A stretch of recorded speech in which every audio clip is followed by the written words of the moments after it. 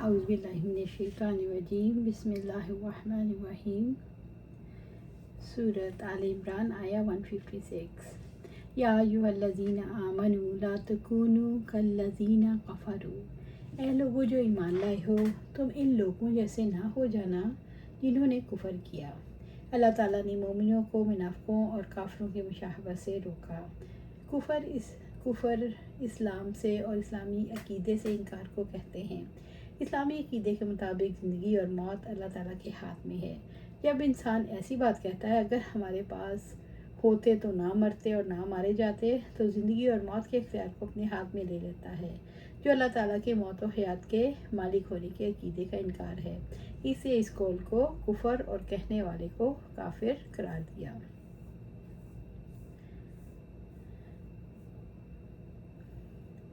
وَقَالُوا لِإِخْوَانِهِمْ إِذَا ضَرَبُوا فِي الْأَرْضِ أَوْ كَانُوا غُزًّى لَوْ كَانُوا عِندَنَا مَا مَاتُوا وَمَا قُتِلُوا، اور انہوں نے اپنے بھائیوں کے بارے میں کہا جب انہوں نے زمین میں سفر کیا یا وہ لڑنے والے تھے کہ اگر وہ ہمارے پاس ہی رہتے تو نہ مرتے اور نہ کو قتل کیے جاتے۔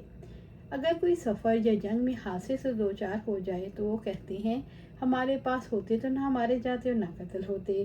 کسی کی موت یا شہادت پر اس قول کو لو کانوا عندنا ما ماتوا وما قتلوا، اگر ہمارے پاس ہوتے تو نہ مرتے اور نہ قتل کیے جاتے، کفر کیوں قرار دیا؟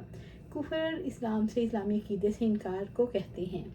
جب انسان ایسی بات کہتا ہے اگر ہمارے پاس ہوتے نہ مرتے اور نہ مارے جاتے، تو زندگی اور موت کے اختیار کو اپنے ہاتھ میں لے لیتا ہے، جو اللہ تعالیٰ کے موت و حیات کے مالک ہونے کے عقیدے کا انکار ہے۔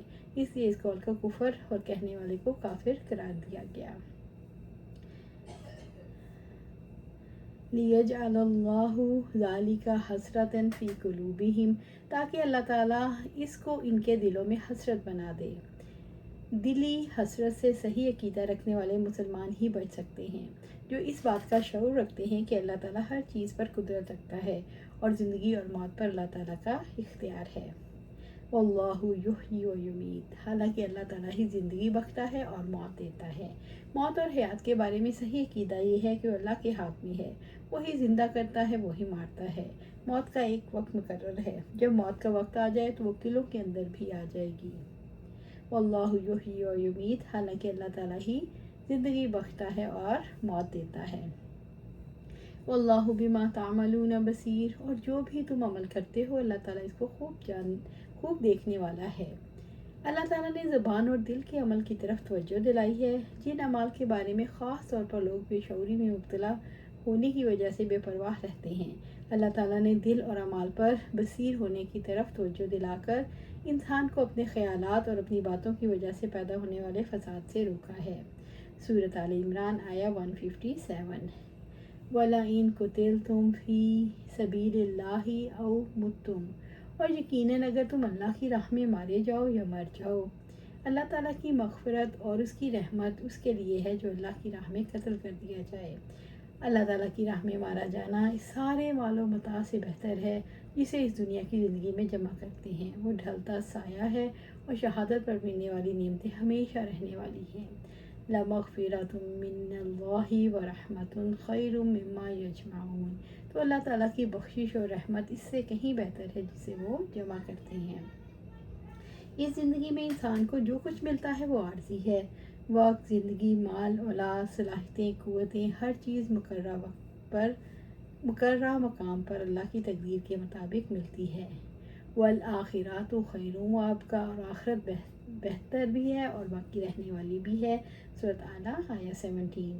انسان کے سامنے دو ترجیحات رہتی ہیں، دنیا یا آخرت۔ انسان ان میں سے کسی ایک کو ترجیح دے سکتا ہے۔ جب وہ دنیا کو ترجیح دیتا ہے تو اس کا ہر کام دنیا کے لیے ہوتا ہے، جب وہ آخرت کو ترجیح دیتا ہے تو اس کا ہر کام آخرت کے لیے ہوتا ہے۔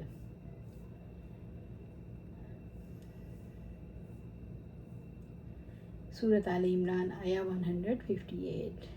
وَلَئِن مُتُّمْ أَوْ قُتِلْتُمْ لَإِلَى اللَّهِ تُحْشَرُونَ، یقیناً اگر تم مر گئے یا قتل کر دیے گئے تو اللہ تعالیٰ ہی کی طرف تم جمع کیے جاؤ گے۔ انسان عظیم موت، شہادت کے حصول کے لیے بڑے مقصد جہاد کے لیے جینے کا ارادہ کر لیتا ہے۔ ابو ہریرہ رضی اللہ تعالیٰ عنہ سے روایت ہے کہ آپ صلی اللہ علیہ وسلم نے فرمایا، اللہ تعالیٰ فرماتا ہے جو شخص میری راہ میں اس طرح نکلا کہ میری راہ میں جہاد، مجھ پر ایمان اور میرے رسولوں کی تصدیق نے ہی اسے نکلنے پر مجبور کیا، تو میری ذمہ داری ہے کہ میں اسے جنت میں داخل کروں یا اسے اس کے مسکن تک جہاں سے وہ نکلا ہے اس طرح واپس لاؤں کہ وہ اجر یا غنیمت سے مالا مال ہو۔ اس ذات کی قسم جس کے ہاتھ میں محمد صلی اللہ علیہ وسلم کی جان ہے، اللہ کی راہ میں کسی شخص کو بھی جو زخم آئے گا وہ قیامت کے دن اسی زخمی حالت میں اللہ کے حضور پیش ہوگا۔ اس زخم کا رنگ تو خون کا ہوگا لیکن اس کی خوشبو مشک کی ہوگی۔ اس ذات کی قسم جس کے ہاتھ میں محمد صلی اللہ علیہ وسلم کی جان ہے، اگر میری امت کے لیے تکلیف دہ نہ ہوتا تو میں اللہ کی راہ میں لڑی جانے والی کسی بھی جنگ میں پیچھے نہ رہتا، لیکن نہ تو میرے پاس اتنی وسعت ہے کہ میں ان سب کو سامان جنگ مہیا کر سکوں، اور نہ ان کو خود ہی اس قدر وسعت حاصل ہے کہ مسلمانوں کو یہ بھی ناگوار گزرتا ہے کہ میں کسی مہم کے لیے نکلوں اور وہ پیچھے رہ جائے۔ اس ذات کی قسم جس کے ہاتھ میں محمد صلی اللہ علیہ وآلہ وسلم کی جان ہے، میری خواہش ہے کہ میں اللہ کی راہ میں لڑوں اور مارا جاؤں، پھر لڑوں پھر مارا جاؤں، پھر لڑوں پھر مارا جاؤں۔ اللہ تحشرون، اللہ تعالیٰ ہی کی طرف تم جمع کیا جاؤ گے۔ مرنے یا مارے جانے کے بعد سب کا حشر اللہ کے پاس ہوتا ہے جو ہر ایک کو اس کے عمل کی پوری جزا دے گا۔ سورۃ آل عمران آیہ 159۔ فَبِمَا رَحْمَةٍ مِّنَ اللَّهِ، پس اللہ تعالیٰ کی بڑی رحمت کی وجہ سے ہے۔ یہاں نبی صلی اللہ علیہ وسلم پر اللہ کی خاص رحمت کا تذکرہ ہے۔ پس اللہ کی بڑی رحمت ہے کہ نبی صلی اللہ علیہ وسلم کے اندر نرمی، ملائمت اللہ کی خاص رحمت کا نتیجہ ہے۔ فَبِمَا رَحْمَةٍ مِّنَ اللَّهِ لِنتَ لَهُمْ، پس اللہ کی بڑی رحمت ہی کی وجہ سے آپ ان کے لیے نرم ہو گئے۔ وَلَوْ كُنْتَ فَظًّا غَلِيظَ الْقَلْبِ لَانفَضُّوا مِنْ حَوْلِكَ، اور اگر آپ بدخلق اور سخت دل ہوتے تو یقیناً آپ کے آس پاس سے منتشر ہو جاتے۔ اگر آپ بدخلق اور سخت دل ہوتے تو یقیناً آپ کے آس پاس سے منتشر ہو جاتے۔ تندخوئی اور سنگ دلی کی وجہ سے لوگ دور بھاگ جاتے ہیں۔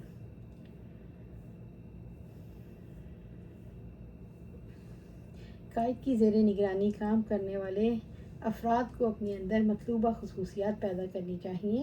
قائد سے محبت کرنا، پروانوں کی طرح قائد کے ارد گرد جمع ہونا، دین کے کاموں میں مشورہ میں شامل ہونا، سارے فیصلے باہم مشورے سے طے کرنا، فیصلوں پر عمل درآمد کرنا۔ فَاعْفُ عَنْهُمْ وَاسْتَغْفِرْ لَهُمْ، سو آپ انہیں معاف کر دیں اور ان کے لیے بخشش مانگیں۔ ان لوگوں سے آپ صلی اللہ علیہ وسلم کے حق میں جو کوتاہی ہوئی ہے اس سے درگزر کریں۔ استغفر لہم، ان کے لیے بخشش مانگیں۔ وشاورہم فی الامر، اور معاملات میں ان سے مشورہ کریں۔ نبی صلی اللہ علیہ وسلم کو حکم دیا گیا اپنے صحابہ سے دینی کاموں کو انجام دینے کے لیے مشورہ کریں۔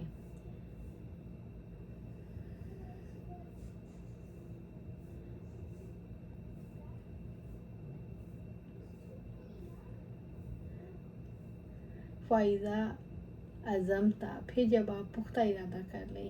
اللہ تعالیٰ نے اپنے نبی صلی اللہ علیہ وسلم کو حکم دیا جب آپ کسی کام کو کرنے کا پختہ ارادہ کر لیں اور اللہ کے حکم پر قائم ہو جائیں تو اللہ پر توکل کریں۔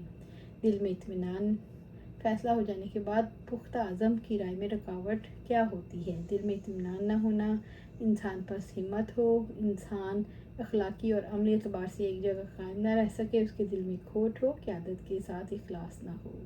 فَتَوَکَّلْ عَلَى اللَّهِ، تو اللہ پر بھروسہ کریں۔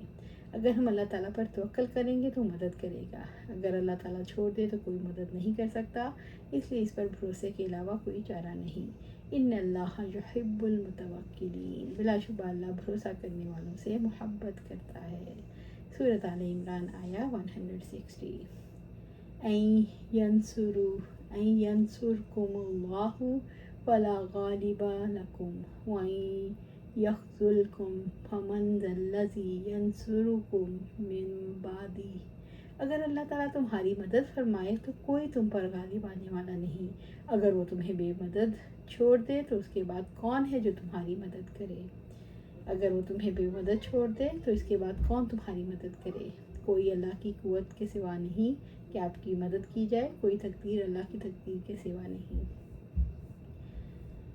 وَعَلَى اللَّهِ فَلْيَتَوَكَّلِ الْمُؤْمِنِينَ، اور ایمان والوں پر تو لازم ہے کہ اللہ پر بھروسہ کریں۔ ایمان کا تقاضا ہے انسان ایک اللہ پر اعتماد رکھے، اسی پر توکل کرے۔